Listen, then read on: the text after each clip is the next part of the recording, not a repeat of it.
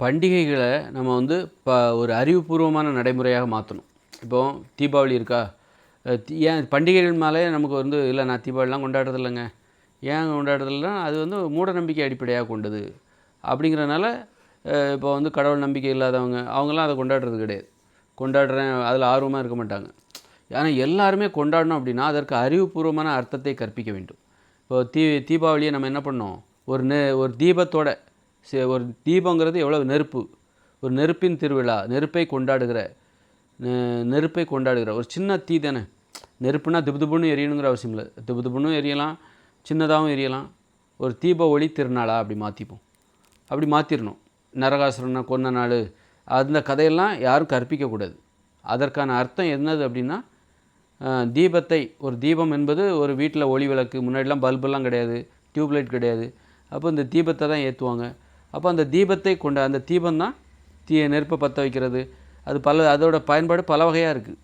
அடுப்பு எரிக்கிறது, அதை எரித்தா தான் நம்ம சமைச்சு சாப்பிட முடியும்.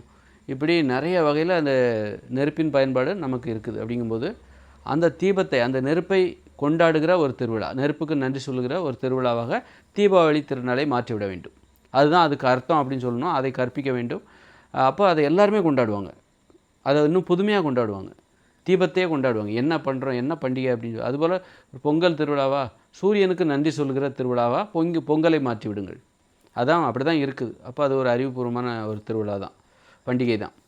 அதுபோல் வந்து எதெல்லாம் நிறைய பண்டிகை கொண்டாடுறாங்க, மூட நம்பிக்கையோடு இருந்தால் அதெல்லாம் நம்ம கேன்சல் பண்ணிட்டு புதிய பண்டிகைகளை உருவாக்க வேண்டும்.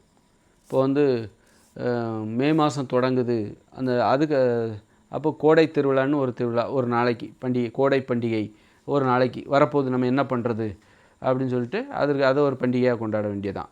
அதுமாரி மழை காலம் ஆரம்பிக்குது, பனிக்காலம் ஆரம்பிக்குது, இந்த மாதிரியான இதெல்லாம் ஒரு பண்டிகையாக நம்ம கொண்டாடணும். அது மாதிரி பெரியவங்க அப்படின்னு சொல்லிட்டு அறிவுபூர்வமான அர்த்தங்களை கற்பித்து பண்டிகைகளை உருவாக்கி அதை நாம் கொண்டாட வேண்டும்.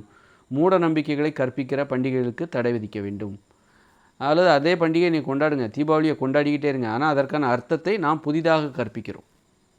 புதிதாக அர்த்தமுள்ள ஒரு அர்த்தத்தை நாம், அறிவுபூர்வமான ஒரு அர்த்தத்தை நாம் கற்பிக்கிறோம். நீ கொண்டாடிக்கிட்டே இருங்க, அதை நம்ம தடை பண்ணணுங்கிற அவசியம் இல்லை. அவ்வளோதான்.